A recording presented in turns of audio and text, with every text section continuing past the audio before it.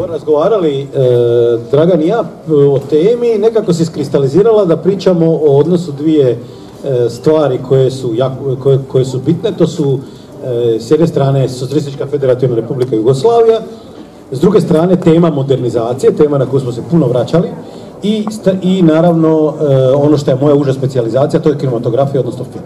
I nekako se iskristaliziralo da tema predavanja bude kinematografija i modernizacija, slučaj Socijalističke federativne republike Jugoslavije. Kad ljudi počnu govoriti o kinematografiji i o zemljama komunizma, onda obično počnu uvijek od iste strašno citirane rečenice, često citirane, koja se pripisuje, odnosno ne pripisuje se, nego je zaista napisao Vladimir Ilić Lenjin 1922. u jednom pismu koje se zove Memorandum Litkensu, i u kojem on kaže za komuniste, za nas komuniste film je najvažnija umjetnost. Zaista, ta rečenica za nas komuniste film je najvažnija umjetnost zaista je na neki način kredo koji je vrijedio za zapravo gotovo sve komunističke zemlje. Teško je naći komunističku zemlju, osim možda Potovu Kambodžu, ako nju smatram uopće komunističkom, koja nije unutar tog jednog modernizacijskog procesa jako polagala na kinematografiju. Puno razloga zašto. Prvi od njih je što je na samim počecima, dakle u doba kad Lenin to piše, film je još uvijek umjetnost sirotinje. On je umjetnost, što Werner Herzog kaže, film, za razliku od književnosti kazališta, film je umjetnost nepismenih. On nema kulturni prestiž. Odnosno, on ima kulturni prestiž u onoj mjeri koliko recimo danas imaju turske telenovele ili sapunice. On se smatra plebejskom populističkom umjetnosti koja ima široku i relativno malo obrazovanu publiku. Samim tim, ta umjetnost nema opterećujuću tradiciju. Zato film vole avangardisti. Dakle, on nema jednu opterećujuću tradiciju kao književnost.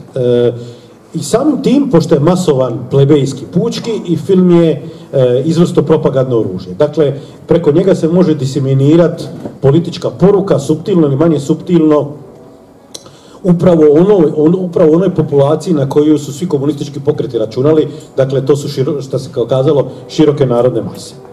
Također, nemojte zaboraviti da je i u tom razdoblju, a pogotovo nakon pojave zvuka od 30-ih, film i glavno sredstvo audiovizualnog informiranja.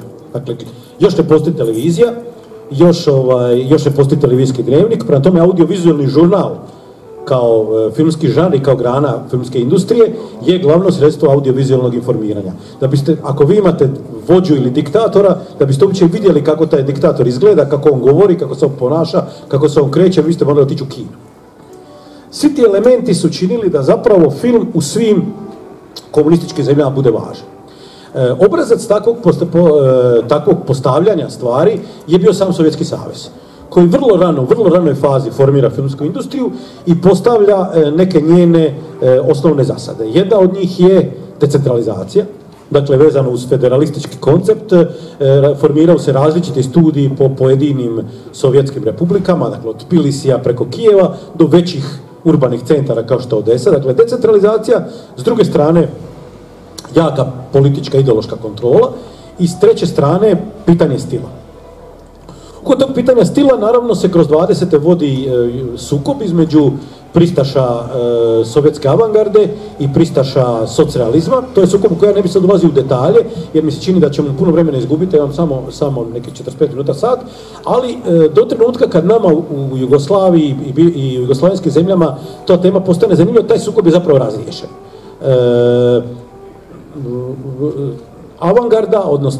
Avangarda je i u drugim umjetnostima i u filmu odbačena kao takozvani buržoaski formalizam, kao nešto što nije prihvatljivo i nije poželjno u komunističkom pokretu, a komunistički pokret od 30-ih od Harkovskog kongresa orijentira se prema socijalizmu, dakle u jednoj kombinaciji izrazite utilitarnosti, dakle film kao i druge umjetnosti mora služiti propagandnoj svrhi, i jedne vrste pomalo konzervativizma u stilu. Dakle, figurativno kiparstvo, monumentalizam u arhitekturi, realizam u romanu i isto tako pripovjedački realizam u filmu. Ono što je bitno notirati je da je jedna od točaka otpora unutar komunističkog pokreta takvom gledanju na film je bio upravo u Jugoslaviji, pogotovo u Hrvatskoj, pogotovo u Zagrebu. To je ona priča koju mi danas u hrvatskoj kulturi obično nazivamo takozvanim sukobom na knjižnoj ljevici, gdje grupa komunističkih intelektualaca, kulturnjaka oko Krleže zapravo se konfrontira toj ideji gledanja na kulturu. Krleža to najbolje sročio u materialističkom Antibarbarusu i zapravo na neki način pruža argumentaciju kad se u jednom trenutku ta argumentacija postane potrebna nakon raskida Tita i Staljina. Sad prelazimo na trenutak kad komunisti prvi put dolaze na vlast u Jugoslaviji, to znači od 1945. gdje se zapravo priča u neodređenoj mjeri ponavlja. Dakle, kinematografija se formira vrlo brzo. Pazite, mi govorimo o jednoj zemlji koja je inače bila zaostala. Inače je bila jako siromašna, jako malo urbanizirana, sa jadnom i nikakvom infrastrukturom, jedva nekoliko desetaka kilometara asfalta, malo željezničkih pruga, ta infrastruktura je kompletno uništena, moraju se graditi najbazičnije stvari od bolnica i škola do prometnica. Zanimljivo je da jedna takva zemlja kinematografiju počinje graditi praktički odmah. Nema druge petoljetke, nema treće petoljetke. Dakle, kinematografija se počinje graditi praktički odmah. Već 1945. se snimao prvi dokumentarni filmovi, vi već 1947. imate prvi domaći dugometražni igrani film, to je naravno, koji svi znate, Slavica, Vjekoslav Afrića. Recimo, Jadran film već iduće godine snima prvi u produkcijskom smislu hrvatski film poslijeratni, to je Živeći ovaj narod Popović. Dakle, to je jako brzo. Ta rana kinematografija ima tehnička baza te kinematografije, što nije nezanimljivo, je zapravo po porijeklu nacifašistička. Vi u Hrvatskoj je zapravo tehnička baza na kojoj je to počelo 1945. u velikoj mjeri je zapravo nastavak tehničke baze hrvatskog slikopisa, koji je proizvodio žurnale i dokumentarne filmove i snimio jedan dugometražni igrani film u doba NDH. Dio kadra isti, recimo snimatelji poput Oktavijana Miletića ili Branka Marjanovića, što je dijelom rezultat i činjenice da je hrvatski slikopis bio prošupljen dvostrukim agentima partizanskim. Jedan veliki dio ljudi su tamo zapravo bili partizanski spavači kojima je posao bio da se oprema 1945. ne odnese i ne uništi. Najspektakularnija priča te vrste je vrlo poznata pogibija slavnog novinara, reportera, međuratnog Franje Martina Fuisa, koji je bio ljevičar i partizanski dvostruki agent, radio u hrvatskom slikopisu i onda je jedan put se dogovorio s jednim ustaškim pilotom, naprave putni nalog da će snimati liku iz zraka, a zapravo je tajni plan bio da se prebace s kamerom u partizane, naprave partizansku kinematografiju, ali su magli zapeli u grane kod Plitvica i poginuli svi. Tako da zapravo taj plan se izjalovio, ali to je recimo dio te priče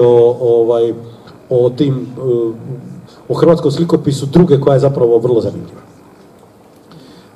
Koje su karakteristike te rane poslijeratne kinematografije? Prvo, opet nešto što je dijelom također utjecaj Sovjetskog saveza, ali je sigurno dijelom i rezultat tog ranog federalističkog opredjeljenja, to je decentraliziranost. Dakle, od samog početka se Nova zemlja ne gradi samo jedan filmski studio, nego njih 6, kasnije 8. Jer su bili i u dvije autonomne pokrajine također, dakle, Priština, Novi Sad, Ljubljana, Makedonija, dakle, rade filmska studija, formiraju filmsku industriju, u početku se šlepaju pomalo na kadar iz sredina koji su imali razvijeniju kinematografiju, ali kasnije uspostavljaju i svoje kadrove, svoje najkasnije režisere, ali dakle, s vremenom će zapravo i dobijati svoje režisere.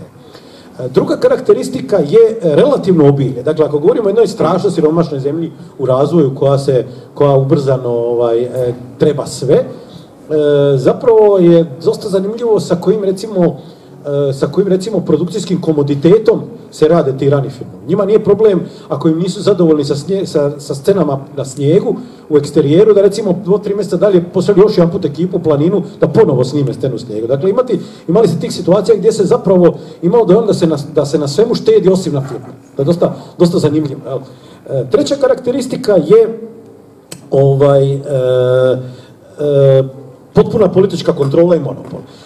Kad to kažem, razlozi za to nisu, naravno su i ideološki, ali nisu samo ideološki. Naime, vi morate stalno imati na umu, užasno su se mi lako navikli na ovaj svijet u kojem se možete snimiti dokumentarni film mobitelom. Danas je strahovito demokratizirana pokretna slika.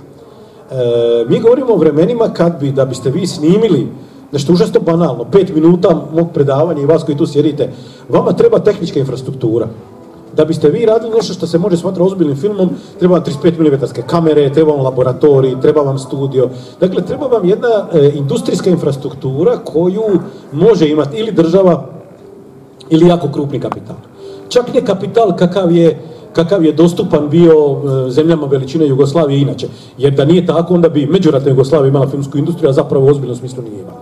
Dakle, govorimo o jednom jako ozbiljnom kapitalu koji može imati ili korporativni kapitalizam ili država. Ovdje ga ima država i to prirodno proizvodi monopol koji tadašnjoj ideologiji naravno nije mrzak,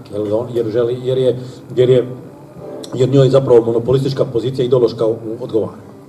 Rezultat toga je i određena težnja prema ideologizaciji koja se u ranim godinama očituje kroz prihvaćanje onog što je sovjetski utjecaj, odnosno sovjetski socijalizam.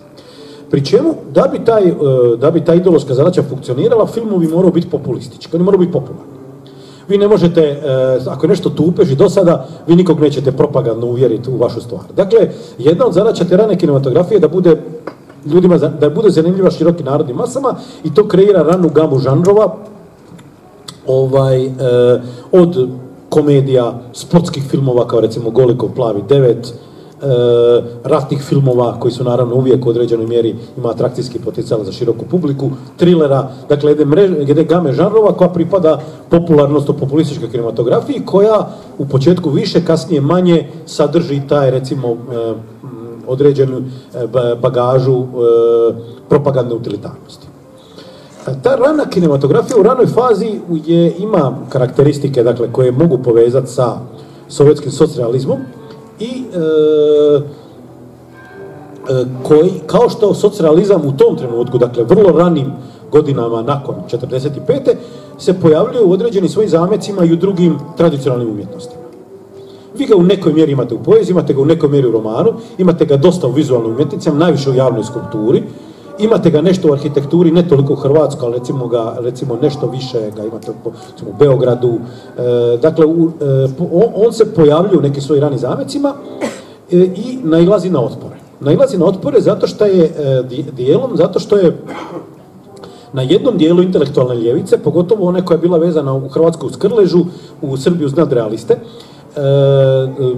postoji jedna duga tradicija vezanosti uz povijesne avangarde i u modernističke pokrete i oni smatraju krajnje problematičnim zapravo da se sad u novom društvu umjetnost reducira, da se umjetnost rekonzervatizira i da prihvaća forme koje doživljaju kao akademsko koštalo 19. stoljeća. To je jedan sukob koji tinja u kritici i u umjetničkoj praksi u drugim umjetnostima te prve 3 godine nakon rata.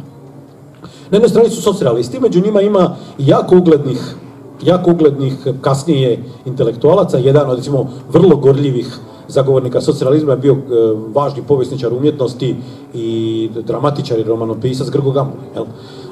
S druge strane, naravno, imate gorljivo osporavatelje i neke se sukobi vode oko knjiga pisaca koji su sami bili partizani, sami su u tom smislu, nije se moglo otpisati jednostavno kao reakcionari, recimo Petar Šegedin, možemo govoriti o jednom korčulanskom primjeru, dakle njegovi rani romani koji su romani Struje svijesti, izrazito modernistički, su predmet jakog sporenja, ali on sam nije predmet sporenja.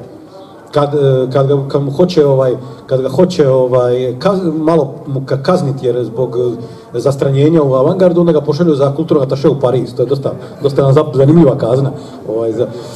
Dakle, to je jedan sukob koji tinja. Kako bi se taj sukob razriješio da nije bilo 1948.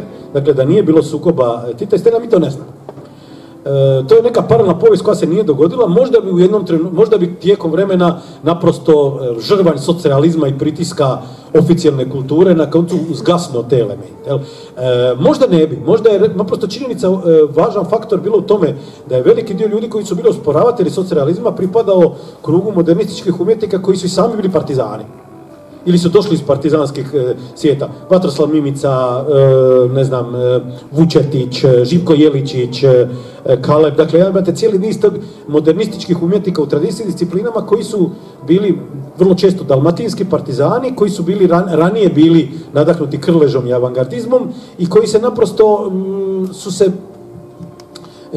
nisu prihvaćali takav tip trivializacije ukusa, a nije ih se moglo baš osobno otpisati jer su imali besprijekornu političku prošlost. Dakle, mi danas ne znamo kako bi to završilo, ali okolnost koja je naravno promijenila cijelu povijest te zemlje pa će promijeniti kinematografiju je naravno razlaz Informbiroa Jugoslavije u lipnju 1948. na koji ćemo se sigurno u raznim predavanjima vraćati kroz ovu večer, jer je to stvarno vjerojatno događaj koji je suštinski promijenio sudbinu Jugoslavije, bez kojeg mi vjerojatno ne bi ovdje sjedili ni pričali da se nije dogodio. Dogodi se ta 1948. Sovjetski savez od velikog saveznika postaje veliki rival, protivnik i ideološka nemeza. I ono što je oficijalna partijska kulturna politika radi je da uzima argumentaciju svojih vlastitih unutrašnjih protivnika, to znači onih koji su bili na drugoj strani u sukobu u križevoj ljevici, i preuzima ih kao poželjnu prihvatljivu komunističku kritiku sovjetske kulturne prakse. I sad jedanput ljudi koji su bili na drugoj strani u sukobu u križevoj ljevici postaju strašno dragocjeni.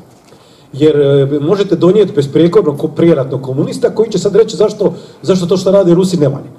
I to je zapravo ono što se događa u prelazu 40. na 50. u tim mnogo spominjanim slučajevima kao što je recimo na Kongresu kulturnih radnika govor u Ljubljani, Šegedinom poznati govor, potom Krležin poznati govor. Dakle, ti cijeli niz istupa od 48. do 50. koji su zapravo formirali tu poziciju nove komunističke umjetnosti koja je antisocrealistička. I ima i zapravo i cijeli taj tonus tog zapravo konfrontacije je relativno antisovjetski. Sad to je super krasno, iz toga proizlazi da sad više nemamo socijalizam. A što onda imamo? Sad tu dolazi do situacije u kojoj su se tradicionalne umjetnosti sa jakim prijeratnim tradicijama relativno lako presložile. Ok, u poeziji ste se vratili na tradiciju prijeratnog ekspresionizma, u romanu ste se vratili na tradiciju prijeratnog modernističkog romana, recimo tipa kako ste ovdje imali sa Krležom, Kozarčaninom, Ciklar Nekajevom.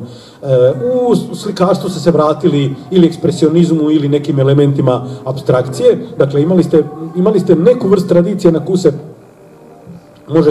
možete prikopčati, ali vi u filmu to nemate. Vi u filmu nemate zapravo ozbiljnu prijeratnu filmsku tradiciju, ona se svodi na nekoliko amatera i na jedan mali korpus namjenskih, zdravstvenih ili geografskih filmova, i vi zapravo u kinematografiji niste imali nešto na što biste se mogli na taj način prikopčati. Tako da vam se pred kinematografijom u 50-ih zapravo postavlja dilema koja će u određenoj mjeri obilježiti cijelu jugoslavensku kinematografiju 50-ih, a to je zapravo pitanje, ako ne socijalizam, onda šta? I to je pitanje na koje je zapravo odgovorila ta možda najvažnija generacija filmaša u bivšoj Jugoslaviji, dakle ta generacija koja formira filmsku industriju u republikama bivše Jugoslavije u 50. godina. Dakle, pitanje, ako ne socijalizam, onda šta, je pitanje koji oni traže odgovor kroz stanovito vrijeme. Jedna od prvih reakcija koja se događa tada, u tom trenutku, je da nestaje ratni film. Ljudi obično, kad misle o jugoslavijskoj kinematografiji, misle da je dominacija ratnog filma kao izrazito super prisutnog žanra koji je stalno tu. To u određenoj mjeri je točno, ali za kasniju epohu. Zlato razdoblje, kad se snima većina glavnih ratnih filmova, je razdoblje negdje od ranih 60-ih do kraja 70-ih godina. Recimo, vi imate situaciju vrlo zanimljivu da u Hrvatskoj između 48. ako se ne varam, 9. do 56. nije snima nijedan ratni film. Zašto? Zato što je, vi ste mogli napraviti komediju, pa da ona možda nije socijalistička. Vi ste možda mogli napraviti adaptaciju književnog klasika, pa ona nije uočljivo. Puno se radi adaptacije u tom periodu, to je nekakav kao safe bet, nešto sigurno. S književnom ne možete promašiti. Ali kako ćete napraviti ratni film ako nije socijalistički? To je dakle, dovodi ih do doslovno praktične dileme. I onda je jedno od rješenja da se recimo jedan dugi period, 7 godina ne rade uopće ratni film. Oprobavu se različiti modeli koji bi bili poetički prihvatljivi, a koji se vezuju za neke filmske tradicije koje su oni doživljavali kao, kako bi čovjek rekao, prihvatljivo progresivne. Recimo, imate pokušaje posudbi poetičkih i vezivanja uz tada jako popularni, a politički prihvatljivi meksički film.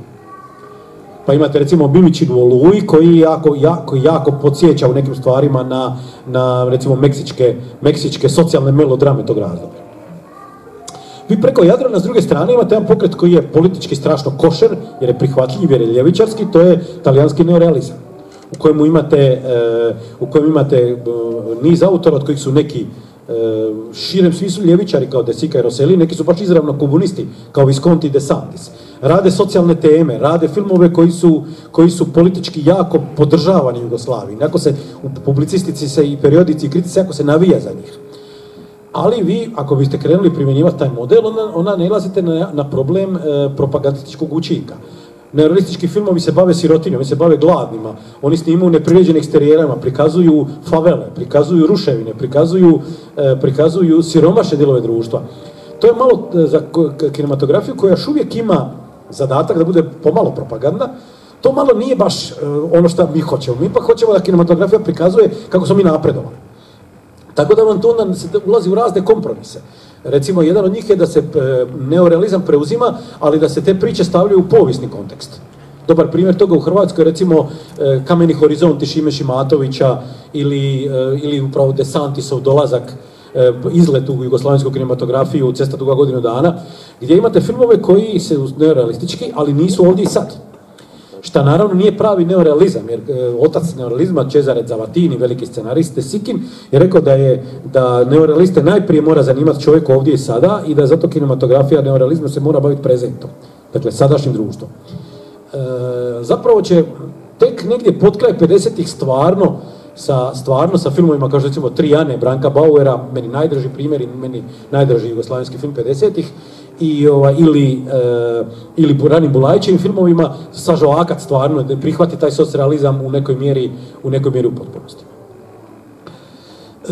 Negdje kroz te 50-te, dakle, traže se ti modeli, traži se način, traži se rješenje, dok u jednom trenutku se zapravo ne iskristalizira poetički model, dakle, iskristalizira se onaj strani uzor koji će zapravo definitivno usmjeriti tadašnju jugoslavensku kinematografiju, a zapravo ga tadašnja komunistička jugoslavenska kinematografija nalazi u biti u osinjem gnijezdu kapitalizma, a to je u Hollywoodu.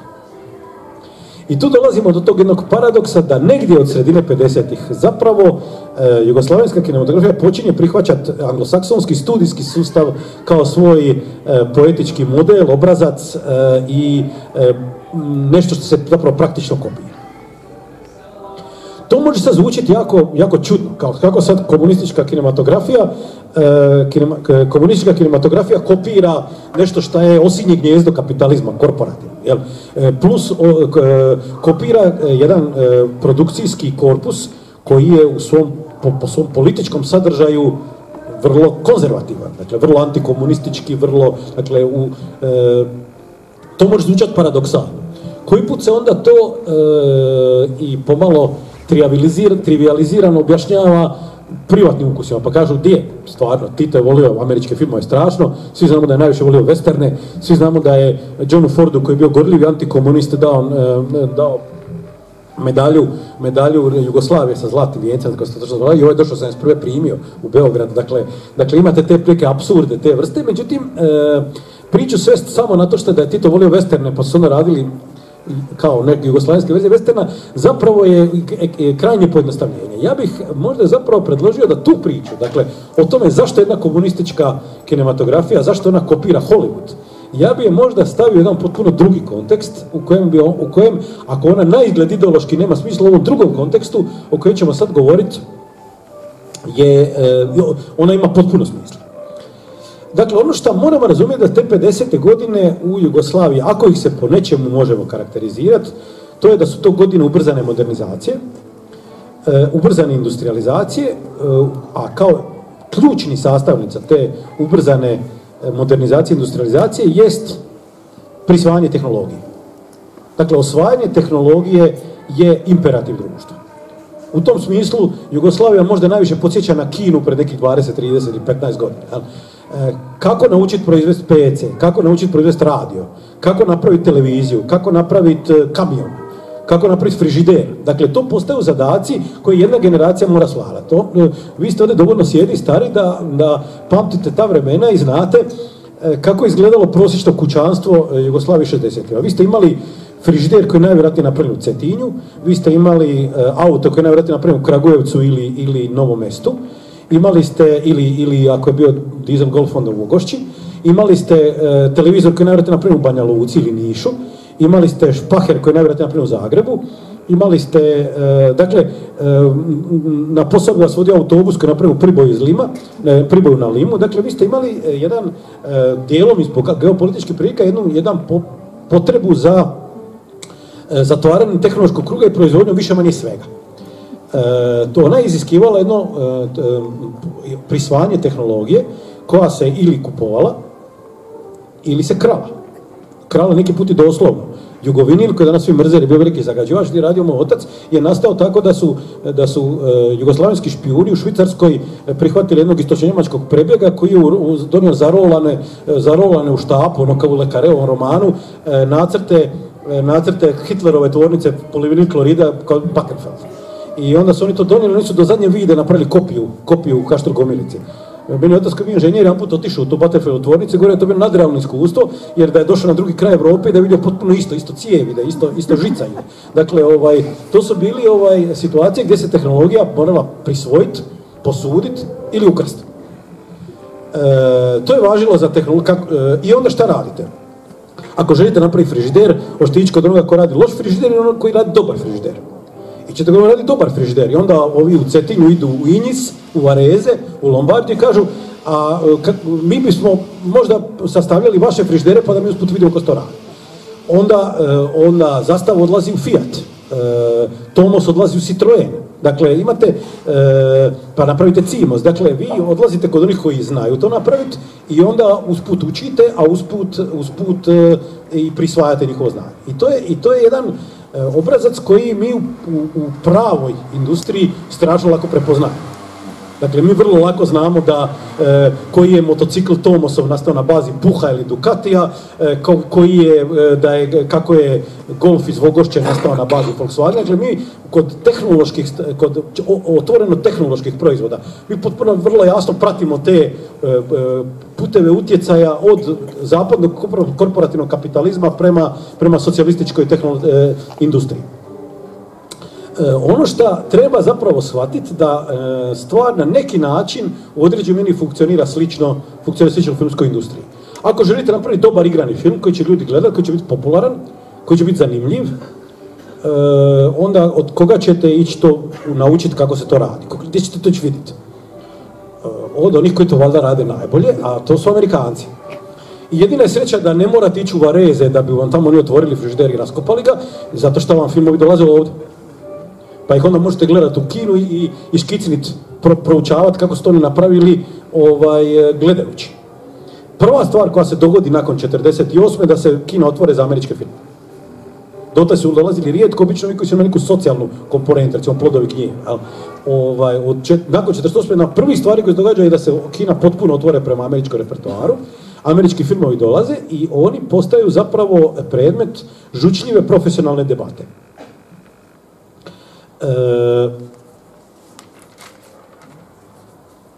Šta zapravo tadašnja kinematografija pokušava svladati? Koji su to tehnologije, kao što za frižider i auto morate svladati neku tehnologiju, očito morate i za dugometražni igrani film. Šta oni pokušavaju svladati ugledajući se u Hollywood? Prvo, ajmo krenuti od banalne tehnologije. Back projekcije, trikovi, pa recimo Nikola Tanhofer u H8 prvi put koristi makete da napravi trik saobraćajne nesreće. Kolor, Soja Jovanović, Popčira, prvi domaći film u boji, dakle prvi put se savladava tehnika boje. Ajmo dalje. scenaristička i dramaturška rješenja. To vam je jako zanimljivo čitati tadašnji glavni profesionalni časopis filmski u Hrvatskoj, to je bila Filmska kultura iz Zagreba, koji je bio jako onako mainstream časopis, bio dosta i čak ideološki tvrd. Zato ga u filmskim krugovima je čak dobiti nepopularan kasnije 70-80 godina, jer je bio onako, bio onako jako politički pravovjeran, ali je zanimljivo gledati kroz 50. debatu koju oni imaju o američkim filmovima. Zašto su američki filmski dijalozi bolji? Zašto su američki filmova bolje glumi? Kako to sad napravi to drugčije Robert Mitchum ili Gary Cooper, a zašto nije kod nas tako?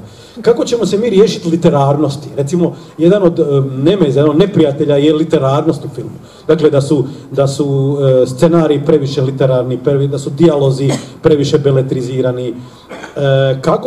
Kako svladati dramaturgiju, da priča bude jedinstvena, da priča bude zanimljiva, da nema besmislenih rukavaca, da se ne raspada, da se ne gubi u epizodama, da ima jednu dramaturšku čvrstinu. Dakle, onda nakon toga dijaloge, kako pisati dijaloge. Zatim režijska sredstva. Funkcionalna kamera. Dakle, vi morate znati da u toj ranoj filmskoj industriji jedini ljudi koji su nešto znali o filmu su bili snimatelji. Svi drugi su bili ljudi koji su došli ko zna od kuda. Branko Bauer je bio veterinar, Krešo Kolik je bio sportski novinar, Vatroslav Mimica je bio nesvršeni student medicine. Dakle, jedini ljudi koji su nešto znali o filmu su bili snimatelji i onda su imali veliki autoritet. A snimatelji su vam ego tripaši. Njima je najdraže kod filma da sviraju pole kako su lijepe slike. I onda su ti prvi filmovi strašno robovali prelijepoj kameri, zalascima sunca. Onda dođe Branko Bauer pa otjera puno iskusnijeg i slavnijeg snimatelja sa seta, jer je rekao ja bih htio da mi bude kratak i funkcionalan. Dakle, kako razbiti toga da vam kamera ne bude, da vam film ne robuje lijepim slikama. Dakle, da kamera bude funkcionalna. Kako dinamizirati film? Pa vam Bauer recimo prvi put napravi da vam domaći filmovi imaju, ne kao do tada imaju 120-150 kadrova, nego preko 300 kadrova. Dakle, zato što je dinamizirao je, raskadrirao, napravio dinamičnije, s više krupnih planova, dakle, napravio je da montaža, da režija već unaprijed misli na montažu. I naravno, počinju se od američkih filmova i hollywoodskih preuzima čak i gotove dramaturške forme. Pa sad vi imate recimo slučaj, imate slavni western Rio Bravo, koji imate ljude koji su opkoljeni, pa imate ljude koji su njih opkolili, a oni drže njihovog unutra. I onda vam Talhofer 62. snima Dvostruki obruč, koji je partizanski film koji ima isto tu obrazac. Dakle, imate krčmu, imate jedni njega drže u obruču, ovi njih drže u obruču. Imate recimo, meni je kod te generacije redatelja drago što oni to nisu mistificirali. Oni su imali tu jedan vrlo baš kao inženjeri, a ne kao umjetnici. Oni su imali vrlo inženjerski stav prema posuđivanjima od klasika. Vi kad pitate Branka Bauera kako je nastao vjerojatno najvažniji hrvatski film 50-ih, a to je Ne okreći se sine, ono kaže, pa nema tu, kaže, ja sam vam jedanput otišao u kino i vidio sam Odd Man Out od Carola Reeda.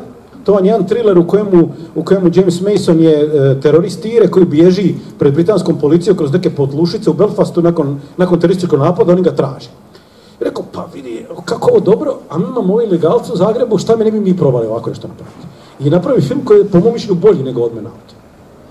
Onda imate taj film Ne okreći se sine, u kojem imate tu slavnu scenu u kojoj se izgovara rečenica koja filmu daje ime, naslov, u kojemu otac gine, sin bježi u šumu partizane i ovaj mu viče Ne okreći se sine. Onda vam Bauer kaže, a znate šta vam je to u biti? Znate gdje sam to popalio? To vam je Bambi.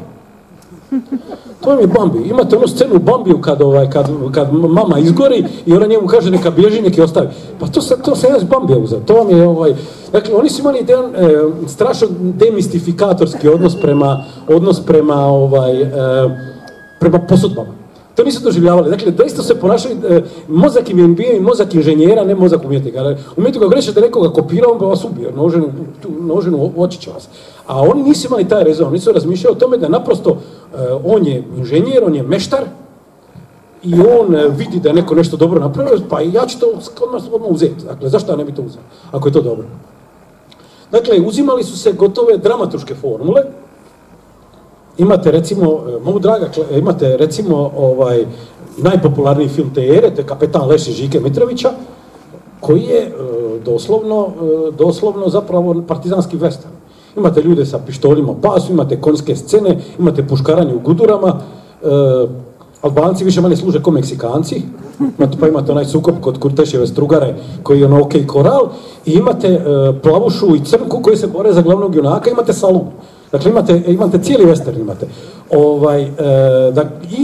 Dakle, u određenim mjerima se čak preuzimaju i nekak određene žanrovske mitologije i naravno preuzimaju se žanrovi. Preuzima se komedija, preuzima se thriller, pa Bauer ne radi samo ratni film, on radi ratni thriller. Preuzima se melodrama, ali tu nailazi na zapreke. Kad Bauer snimi Samo ljudi 58, onda mu kažu, pa to je melodrama, ne možemo vi to, valjda, to je za ženske. Dakle, imali ste uvijek taj problem da su se žanrovi koji su kao ženski su se sporije kanonizirali nego oni koji su za muške. On je prošvercao strašno puno melodrame u ratnim thrilleru, ne okreće se sine, ali to je bio ratni thriller. Kad on ogoli melodram napravi samo, pa ćemo valjda mi radi melodrame, to nije za socijalističku kinematografiju. Ali se dakle preuzimaju žanrovi, pa se preuzima na koncu čak u određenoj mjeri i western. Tu su recimo upravo spominjani filmovi Žike Mitrovića, kosovski ciklus njegovih partizanskih filmova, je jako zanimljiv, jer to je sve westernsko osim šta je ikonografija drugčija i osim šta je, to je nekakav balkanski eastern umjesto westerna, do te mjere koji leži na postupan westerna da je čak u određenoj mjeri to izazivalo porugu tada. Ali imate jednog dosta darovitog, dosta zlobnog tadašnjeg filmskog kritičara koji je zvao Hrvoje Lisinski, zagrebačkog, koji je napisao poslije što je Kapetanović da to kora sadite limunom u Sibiru. To je bila njegova reakcija kad je vidio. Ali Kapetan Leši je imao enormnu gledanost, to su milijunske gledanosti bila, jer je najpopularniji film te ere, jer su ljudi i voljeli westerne, pa su voljeli i domaće westerne.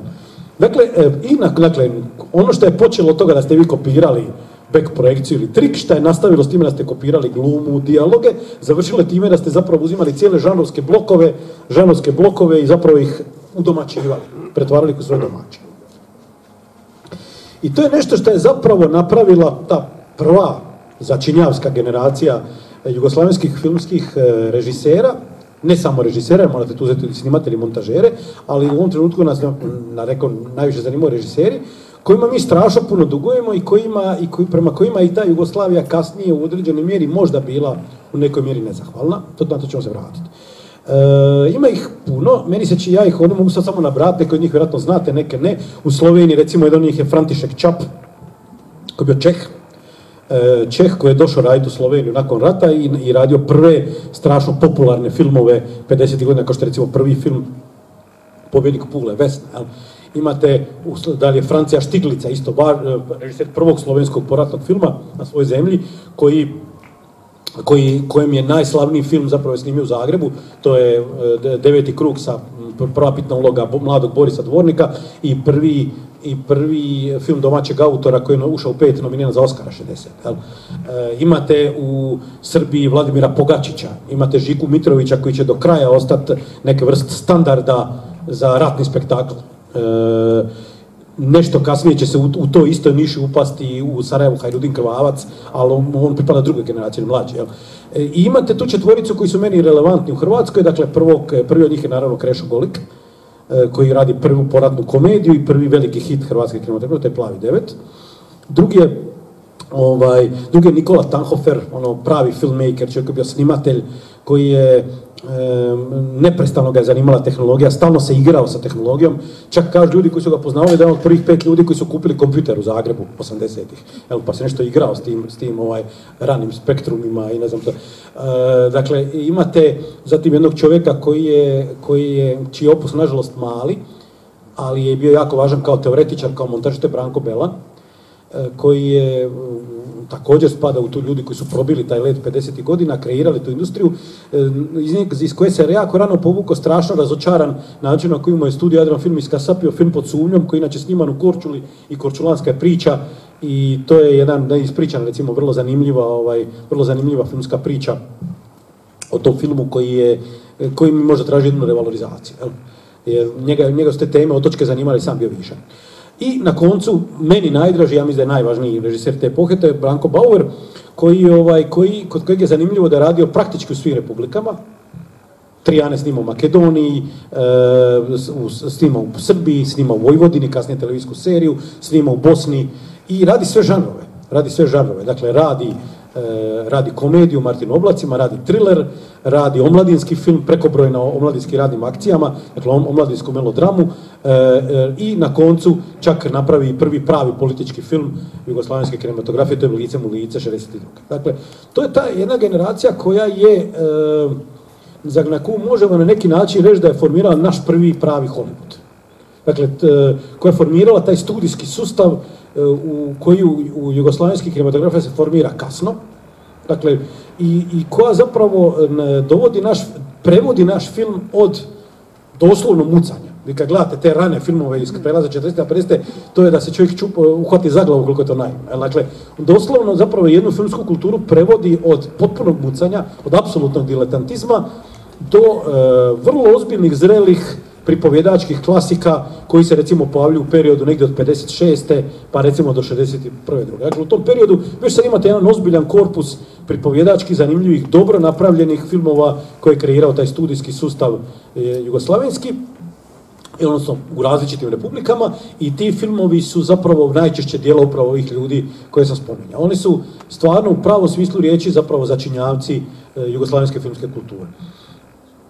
Sve to skupa se naravno dogodilo sa zakašnjenjem. Dakle, mi govorimo o jednoj uspostavi klasičnog studijskog sustava i klasičnog filmova, klasičnog narrativnog stila, negdje oko 55. godine, u periodu kad klasični Hollywood postoji od 30. Ili kad takav klasični studijski sustav i kakvi klasici postoje u velikim kinematografijama od zvučnog filma negdje od praktički od ranih 30.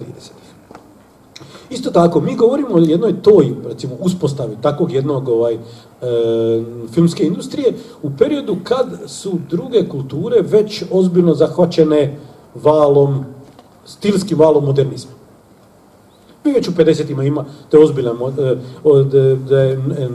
novi drugi val modernizma nakon socijalizma, već ozbiljno u slikarstvu, već ozbiljno u književnosti i već ozbiljno u svim drugim tradicijskim umjetnostima.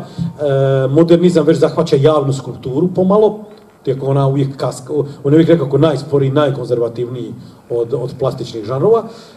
I u tom trenutku, na jedan način, taj uspjeh ove generacije koja je uspjela formirati jugoslavenske male Hollywoode, na neki način je s jedne strane nije bio valoriziran u onoj mjeri u kojoj je možda trebao. Zašto? Zato što je zapravo kulturna zajednica očekivala da i film postane modernistički. Njoj nije bilo dosta da oni znaju ispričati priču. Iako je za jednu mucavu kulturu koja to do pre 10 godina nije znala uopće, to nije baš malo bilo dostignuće. I vi imate u ostatku kulturne javnosti jedno permanentno nezadovoljstvo starašnjim filmom, jer su oni htjeli, pa dobro, ali mi bi htjeli nešto papreno, nešto eksperimentalno, nešto drugčije, šta će nam sad samo pričanje priča, šta će nam sad samo taj klasično, dakle, zašto bismo sve sveli samo na to da zapravo radimo isto ono što rade Amerikanci. I vi tu imate jedno zapravo jedno trajno široko kulturno nezadovoljstvo time da je film samo tu, koje će rezultirati poslije i velikim obratom. Te modernističke tendencije u kinematografiju, kao i sve tendencije u kinematografiju, ulaze sporo i ulaze s rubova. Kinematografija uvijek funkcionira pomalo piramidalno. Ona funkcionira na način da u nju sve promjene ulaze sporije, jer je sama ona tehnološki spora. Vi od trenutka ste počeli pisati scenarij dok je film gotov, to je 5 godina. Dakle, ona je sama po sebi spora, pa onda sve promjene poetičke u nju ulaze sporije. A ulaze brže u rubne dijelove kinematografije, kao što je recimo dokumentarac ili animacija, a najsporije su u dugometražnom igranom filmu, jer on najkonzervativniji, najskuplji, najsporiji, najviše pod prismotrom. Dakle, on pogotovo kasniji za kašnjenjem u odnosu na što se događa u drugim umjetnostima. I sad vam negdje od sredine 50-ih u toj kinematografiji, koja se tek uči ispričati priču, vam zapravo počinju vam pomalo ulazati rano modernističke tendencije. Pomalo dokumentarac, puno u animaciju, to je zapravo Zagrebačka škola animiranog filma. Ona je u biti pokušaj da se uspostavi jedan model modernističkog crtića, koji je nastao realno najviše zato što da su oni pokušali imitirati klasični studijski sustav kao što rade igrani filmaši, to bi znači da su morali kopirati Disneya.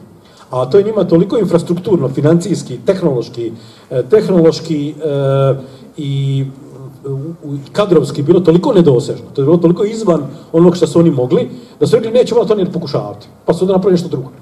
I onda vam nastane Zagrebačka škola kao nekakav pokušaj modernističkog kraka u animaciji. Počne vam dakle od rubova i onda se negdje už od 60-ih te modernističke tendencije pomalo preusmjeruju i prema dugometražnom igranom filmu, u čemu i u Jugoslaviji kao i svugdje na svijetu kruca utjecaj bio utjecaj filmskog pravca koji je zapravo na neki način okrenuo igrani film, dugometražni igrani film prema modernizmu, a to je bio francuski novi val. Obično vam se kaže da je prvi pravi modernistički dugometražni igrani film u jugoslavenskoj kinematografiji Ples v dežju, Ples na kiši, slovenski film Boštjana Hladnika iz 61. kod kojeg je taj utjecaj izravan. Boštjan Hladnik je bio student, stipendist, otišao u Pariz, tamo asistirao kod Romera, vukao se po tim rubovima, gledao je kako oni to snimaju, čitao je Cahiers de cinema, vratio se i napravio jedan film koji je bio pomak u odnosu na ono što se tada u Jugoslaviji radilo. On je bio prvi. Istovremeno vam se u centrima neprofesijske kinematografije počinju formirati kreativna žarišta u kojima ljudi pokušavaju misliti na filmu izvan ovog mindseta Hollywood, dakle izvan ovog načina na koji se misli o igranom filmu pod hollywoodskim utjecajem. Nekoliko je bilo tih punktova, od tih kinokluba 3 su jako važna, to su Zagreb, Beograd i Split. U Zagrebu ste imali jedan krug neoavangardista u kojem je Tom Gotovac, kojeg vjerojatno najbolje poznajete, koji je općenito odbacivao dugometražni igrani film. Nisu smatrali da je dugometražni igrani film kao takav prostituiranje i plebejski žanr koji se bacate filmove pred masu i oni su se striktno držali vrlo eksperimentalnog filma.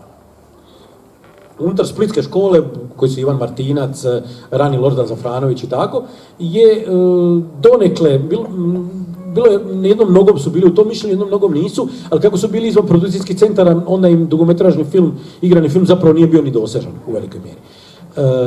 Ono što je najzanimljivije bilo što se događalo u Beogradu, jer tamo ste imali grupu filmaža koji su počeli kao klubaši, dakle počeli su unutar neprofesijske kinematografije kinoklubu, i isto tako su bili nezadovoljni, iziritirani tom tradicionalnom kinematografijom, studijskom, koja je tada još relativno mlada.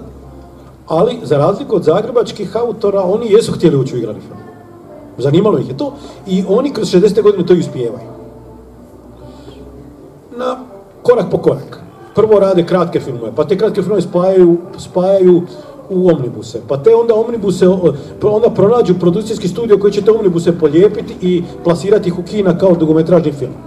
To vam je početak Crnog vala. Crnog vala je bilo kad je grupa ranih crnovalovaca, dakle Živojin Pavlović, Rakonjac, Babac, našli u Sarajevu studio Sutjeska film koji je rekao, aj vi zalijepite to skupa, pa ćemo mi proglasiti omnibus i odnita pulu. I onda vam nastanu Kapi vode ratnici i grad, 2 prva omnibusa, od kojih je odmah zabranjen.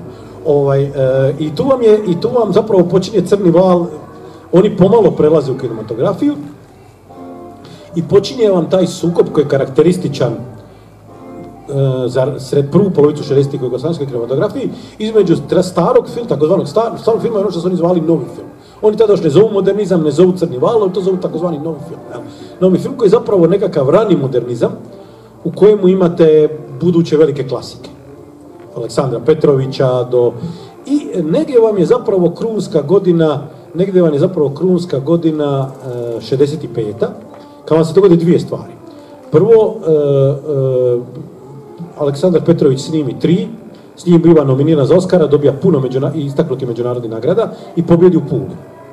A drugo vam nagradu publike u Puli dobija film Vatroslava Mimice, Prometej s otoka Viševice, koji je zapravo paradigmatski modernistički film. To je film Struje svijesti. Koji, zanimljivo, dobija nagradu publike jer je bio politički pomalo papir. Govori o tome kako poslije rata na jednom otoku da imate mladog partijca koji žele elektrificirati, pa ljude malo previše tjera, punta ih na radne akcije, rekvirira im stvari, pa se oni okrenu protiv njega. Većina vas je vjerojatno i film gledala, ga prepričavam zbog onih koji nisu. I onda se oni okrenu protiv njega, otjeraju ga s otoka. Dakle, govori o jednim neuralgičnim, često i neugodnim aspektima te zapravo forsirane modernizacije posljeratne. A autor filma je bio čovjek koji je bio besprijekoran pedigree. Bio je partijac, bio je komunist, bio je partizan, bio je dakle, partizanski sanitetlija, dakle imao je besprijekoran osobni pedigre i napravio jedan modernistički film koji se svidi publici. I to je zapravo bio jedan nekakav vrst obrata u trenutka nakon kojeg, kao i u drugim umjetnostima, zapravo modernizam u filmu postaje javni ukus. To postaje poželjni, prihvatljivi javni ukus. Pod ruku s tim ide i reforma cijelog kinematografskog sustava. Do tog trenutka vi ste imali male Hollywoode, studije, u svakom republici pokreni po jedan, u kojem ste nekog šefa, neke dramaturge, oni bi čitali scenarije, zvali bi neke režisere, pa vidjeli te ovo zanima, ovo bi moglo biti materijal za tebe i vi ste imali zapravo način koji nije se puno razlikovao od klasičnog studijskog sustava u Hollywoodu 30-40, osim što menadžeri nisu imali dioničare nego komitet. Ali dakle u osnovi studijski sustav bi postavio vrlo slično. Sa modernizmom, sa autorskim filmom, to više ne dolazi obzir. Jer ako se mijenja estetska ideologija, onda se mora imati organizacijska praksa. I vi od 67. dobijate drugi sistem financiranja kinematografije, koji manje više uz razne varijacije imamo i danas. To znači da imate javni natječaj, da se ljudi prijavljuju sa scenarijima, i da onda nekakva komisija to pročita, kaže ovih 5 nam se najviše svidjelo, tih 5 se proizvodi, ovi ostali ne. Tko odgovara za film? Odgovara onaj koji je napisao scenarij, to je u autorskom filmu najčešće sam režiser. Studio ste praktički mogli bajpasirati. On vam je trebao, ako trebate posuditi njemačku uniformu i tank, ili ako vam treba laboratorij, onda ste išli u Jadran film ili u Vibu film, ako niste, mogli ste ga bajpasirati.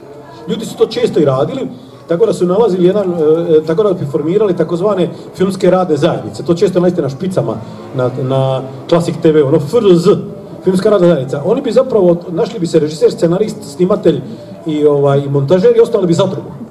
To je formalno bilo izračeno sa zadrugom. Osnovali bi zadrugu, napravili bi žiro račun, legli bi u pare, oni bi snimili s tim film potpuno po svom čefu, a od studija bi uzimali usluge koje im treba.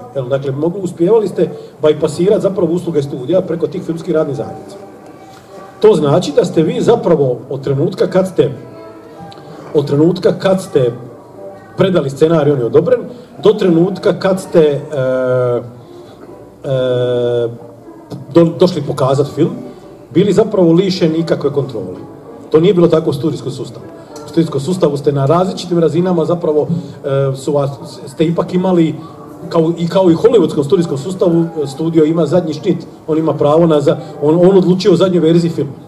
I to je naravno otvorilo cijelu kinematografiju prema cijelom nizu tema koje su se smatrale osjetljivima, koje su bile problematične i to je zapravo proizvelo u velikoj mjeri ono što je mi danas znamo kao crni val. I sad se ta kinematografija strahovito liberalizira. Ona se strahovito liberalizira stilsko-poetički. Miksa se igrano dokumentarno, hibridizira se, razbija se montažni kontinuitet, razbija se kronologija, dakle ulazi se u hrpu eksperimentiranja i poigravanja sa formom na način na koji je naravno se to radilo u drugim kinematografijama 60-ih. To ako znate filmove Makaveva ili Žilnika, onda znate kako to funkcionira. S druge strane ona se otvara prema osjetljivim temama. Znate, danas je meni je uvijek malo smiješno kad se danas kao strašno tabuizirana tema otvaraju poslijeratne, recimo, egzekucije, koje su vrlo osjetljiva tema, o kojoj se puno govori zadnjih godina. Vi imate cijeli korpus filmova o tome snimljen 60. Uzmite Jutro Puriše Đorđevića, uzmite Zasedu Živojina Pavlovića, Male vojnike Bate Čengića, 3 Aleksandra Petrovića, zadnja epizoda u kojoj on mora odlučiti će streljati onu ženu za koju mu govore da je daušnica. Dakle, tema koja je strašno aktuelna. Dakle, počinju se snimati filmove o Golom otoku, odnosno ne baš o Golom otoku, ali on informirao Sveti pesak Mike Antića i famozne lisice Krste Papića. Dakle, imate strašno otvaranje prema nekim temama koje su bile dosta osjetljive. Naravno, to proizvodi kontrareakciju i ta kontrareakcija je prvo medijska. Da neke institucionalne reakcije na tu vrst crnovalovskog estetike, vi imate upravo u novinama. Dakle, imate, recimo, najslavniji tekst te vrste, vam je tekst koji je Crnom valu dao ime. To je tekst beogradskog kritičara Vladimira Jovičića iz 69. iz kolovoza 69. kad on u borbi objavlja veliki esej koji zove Crni val u našem filmu, koji Crnom valu daje ime, u kojemu on napada Crni val. I ja sam zanimljivo ga napada, ja sam potradio komparativno analizu njegovog teksta i teksta ovog konzervativnog komentatora Slobodne Dalmacije Ivice Šole kad je pisao o hrvatskoj kinematografiji zadnjih 10 godina, i imate frapantno iste teze. Prva teza je, oni prikazuju samo negativne strane. To je prva teza. Druga teza je bila, oni inozemstvu prikazuju ono što inozemstvo hoće vidjeti. To inače često imate, kao oni to njima daju ono što oni žele vidjeti da smo mi. I treće, što nije bilo daleko od istine, oni su rastjerali publiku. Ti filmovi nisu bili najpopularniji na svijetu, što je dijelom razumljivo jer ako imate modernističke filmove koji se bave sirotinjom, koji su ekstremni, hoće ljudi ići to gledati, ili gledati partizanski film s bombama i pirotehnikom. Dakle, u nekoj mjeri ti filmovi stvarno nisu bili jako popularni, ili bar nisu svi. Ali dakle, to se sad počinje koristiti kao argument. I imate zapravo jedan paradoksalnu situaciju da vam u stvari tek sad se pojavljuju cenzorski skandali u tadašnjoj kinematografiji. Vi kroz 50. i najveći dio 60. zapravo vi ne možete govoriti o cenzuriranim filmovima. Vi u cijeloj, recimo, hrvatskoj kinematografiji do 71. imate samo jedan zabranjeni film i to Ciguli Miguli, koji je jedan budalasti slučaj poslije. Zašto? Jer ako je film bio i po čemu spora ne bi ni nastao. Bilo je puno načina da vi, ako je nešto u filmu problematično, da vi već u produkciji ili u predprodukciji riješite taj problem i napravite film da bude kakav vi hoćete. U studijskom sustavu nije bilo razloga da uopće nastane film koji bi vama bio problematičan. Sad, kako se puno povećava autonomija redatelja prema cijelom kinematografskom sustavu, sad se pojavljuju cenzorski skandali. Pojavljuju se lokalne zabrane, u toj jednoj čudnoj decentraliziranoj zemlji ste imali slučaj, na primjer, da vam Bauerove Trijane zabrane samo u Sarajevu. Jer je tamo neko rekao da vrijeđa prosvjetne radnike. Imali ste slučajeve pokušaja cenzure, pa koji bi ili uspjeli ili ne bi uspjeli. Najzabavniji je slučaj Rani Radova Živnikovi, koji je državni tužilac pokušao zabraniti, onda ste imali, to Živnik uvijek obožava pričat, onda biste imali, onda je imao sudska ročište u kojem dolazi sudac, pogleda film i kaže, okrene se tužiocu, kaže, tužioce, vi mora da mislite da jako loše mislite o našem sistemu kad mislite da ovako glupi film može srušiti. I imate naravno slučajeve u kojima oko filma postoji gorljiva politička debata, ali nisu zabranjeni. To je recimo slučaj Papićevih lisica, koje su strahovito napadane, i to zanimljivo vjerojatno zbog toga što je tema bila zbog rusofilske možda i tradicije i zbog većeg kao bi rekao, utega informbiroa. Zanimljivo da su bili puno više napadani u Beogradu. Vjerojatno da je ta tema informbira, pretpostavljam, bila na neki način osjetljivija, gdje je napadan, međutim nije zabranjen. Ali naravno imate slučajeva, pogotovo kad ulazimo u 70. u tu fazu koju se malo prije bilo Brežnjevljevsku fazu, pomalo komunističke partije, gdje sad počinju stvarne i ozbiljne zabrane. Slučajevi kao što su misterija organizma i naravno najeklatantniji, to je slučaj Plastičnog Isusa, studentskog filma Lazara Stojanovića, koji je postao jedini čovjek koji je zapravo završio zatvor filma u SFRJ Jugoslaviji. I na neki način se može reći da je tih nekoliko cenzorskih skandala na neki način pomalo i zaustavilo i raspršilo taj jedan modernistički val u jugoslavenskoj kinematografiji, iako treba reći da je dio ti ljudi nastavio raditi. Dakle, dio ih je otišao u inozemstvo, dio ih je iskoristio tu jednu decentraliziranost tadašnje zemlje, pa su naprosto promijenili sredinu. Recimo, Željko Pavlović je počeo raditi u Sloveniji, a dio ih je naprosto prestao raditi. Ono što je također bitno znati, da bez obzira na obračune s Crnim valom, u određenoj mjeri stupanj osvojenih političkih sloboda u kinematografiji ipak nije u potpunosti ustupnut. Čak bi se moglo reći da i nije u potpunosti. Vi ćete kasnije, kroz 70-80, imati ponovo filma na te teme, imat ćete film o Informbirovu, imat ćete film o poslijeratnoj represiji i te filmovi, dakle, taj prostor određenih političkih sloboda nije opazvan, čak ni u onom trenutku kad je crni val politički razvoj. Možemo na neki način reći da je ono što se događalo u jugoslavenskom filmu 70-ih, 80-ih, Praška škola, da je na neki način spoj tog političkog nasljeđa političkog ili politiziranog filma i povratka pripovjedanju, povratka toj jednoj žanrovskoj elaboraciji, zanimljivim pričama, uzbudljivim pričama, suspensu, melodrami, trileru, dakle, povratku na neku vrstu populističkog nasljeđa. U toj cijele priče o modernizaciji, onaj tko je pomalo nagrabusio su vam ovi stari klasici. Ako vi gledate kinematografiju tog prvog vala jugoslavenskih režisera, barem ovi koji nisu bili, kad se to dogodilo, već stari kao Čap, recimo Bauera, Tanhofera, vidite da su njihove karijere relativno rano završene. Njihovi zadnji filmovi su vam, kad su mojih godina, kad su u srednjim 50. godinama, su praktički njihovi zadnji filmovi. Rijetke su iznimke, jel? Dijelom je to činjenica šta kad se naglo u 60-ima promijenio ukus, kad je modernizam postao oficijalna estetska ideologija. Neki od njih su se pokušali prilagoditi, pa nisu znali. Ako ste bili klasičar, ako ste bili pripovjedač, ako ste bili zadovoljni starim Hollywoodom, pokušaj da se zapravo prilagodite modernizmu je završavao nekim polovičnim filmovima koji ni oni sami nisu voljeli i koji su bili loši. A neki su naprosto bačeni onako niz za skale kao stari prdonje, kao ljudi koji pripadaju nekom prošlom vremenu, tom nekom studijskom sustavu koji je iza nas, koji više ne pripada i na neki način zapravo jednom dijelu njih je pomalo taj modernizam nanio nepravdu. To je moje mišljenje. Jedan dio njih je recimo našao utočište na televiziji jer je televizija postala novi medij klasičnog pripovjedanja. Pa vam recimo Krešo Golik radi Gruntovčane koje svi znate, a Branko Bauer odlazi u Vojvodinu i snima najkultniju seriju moje generacije, televizijsku, to je Salaš u malom Litu. Puno stvari, dakle, jednom dijelom njihov egzodus na televiziju je rezultat činjenice da stvari koje su njih zanimale raditi u kinematografiji više nisu bilo u modi.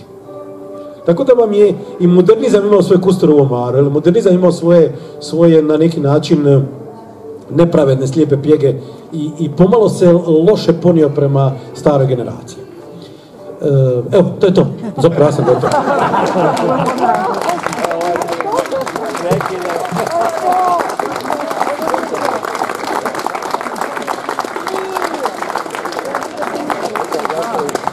Pitanja? Ne, toliko je. Sonja. Pa ja imam više komentara na pitanje. Mislim, jasno je da je to uvriježeno mišljenje da Jugoslavija, Kraljevina Jugoslavija je bila jedna zaostala zemlja. Ja bih prije rekla da je bila jedna zemlja u kojoj su ipak, zemlja agrikulture i tako dalje. Ali ako pogledate jednu knjigu kao što je knjiga Jelene Petrović, žensko autorstvo u međuratnoj Jugoslaviji, tu se otvaraju nevjerojatni pejsaži gdje mi imamo ipak jedan proletarski roman Fredi Martinčić, kakav postoji u Brazilu, Patricija Galvao, imamo jednog Boška Tokina. U Zagrebu se događaju neke stvari koje možda se ne događaju nigdje drugdje na svijetu nego onima koji su ujedinjeni oko funkcionalnog grada. Tako da možda te neke opće ocjene zaostalosti ne moramo donositi ili reproducirati, nego možda ipak malo ponovo pogledati te neke stvari kako zapravo stoje, ne u odnosu na neke velike zemlje kao što su Njemačka ili Amerika, nego jednostavno... Pa dobro, ovdje sam ja mislio daš prije na tehnološku zaostalost. Realno film je industrija, naš film je tehnologija i on je, pogotovo sa zvučnim filmom, postaje visoko kapitalizirana industrija. Dakle, industrija koju mogu sebi priuštiti samo jako bogati. Mi realno ipak u staroj Jugoslaviji, osim ako uzmemo školu narodnog zdravlja i Vojno-geografski institut, mi nismo zapravo imali filmsku produkciju, vi nemate zapravo nijedan zvučni dugometražni igrani film. Znate, u Čehoslovačkoj ih imate, koja je bila puno industrija. Čehoslovačkoj ima tada teoriju filma, što nijedna druga zemlja nema, tako da su to ipak vrlo, mislim, nezahvalno je, mislim, uspoređivati. Mislim da ipak Jugoslavija je ona kao prvo nova zemlja, dakle ona nastaje 1918. Jedne potpuno raspadnute situacije. Mislim da taj geopolitički faktor treba uzimati u obzir kad se daje ocjena Jugoslavije kao zaostale zemlje.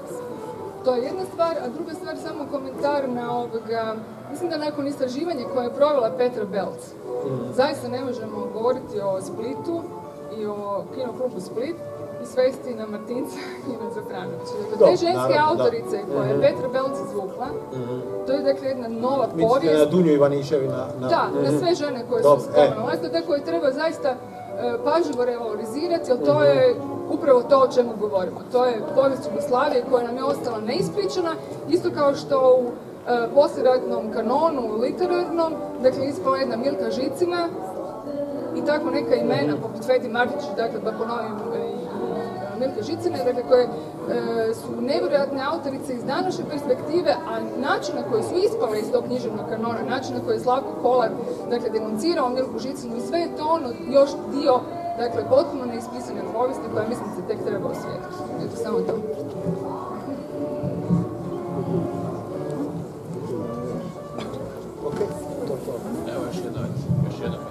Hvala Jurice na sjajnom predavanju, vratio si me u neko moje djetinjstvo i mladost.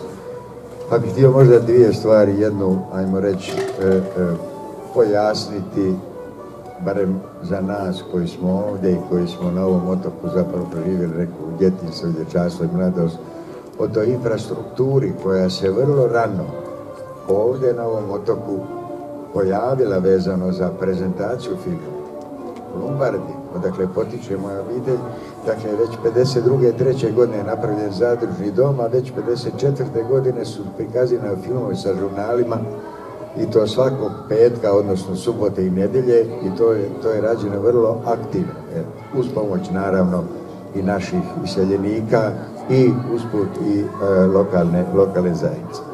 A ovo drugo što sam ti htio pitati, bila je jedna pauza između tih ratnih filmova, a ja sam ih gledao, dakle, kao 4-godišnji dječarac, sjećam se da sam prvi film gledao na jednom trgu u Mostaru, bio je plakat i prikazivali su se filmovi koji su se motali rukama, do u Lumbardi, kad je 54. 5. godine, a bio jedan momak koji je, mislim da se zove Ramja, koji je istraživao napravio jeli. Dakle, došao je kod nas u Lumbardu i ja sam mu pričao ono što sam znao i uputio sam kod ovih, ajmo reći, mehaničara, jer se to tako zove, koji su prezentirali filmove Marinka Dračevca i Oca od Lele Žuvele i tako. Dobro. Međutim, dakle, te, kako bi rekao, predispozicije za prezentiranje filma, narod je to prihvatio, to se u redu čekalo, to se upadalo preko balkona Doma kulture u Lumbardi, kroz prozore, pa je pokojni Agustin to vatao ko nije platio kartu, jer je on naplaćivao kartu i izbacivao.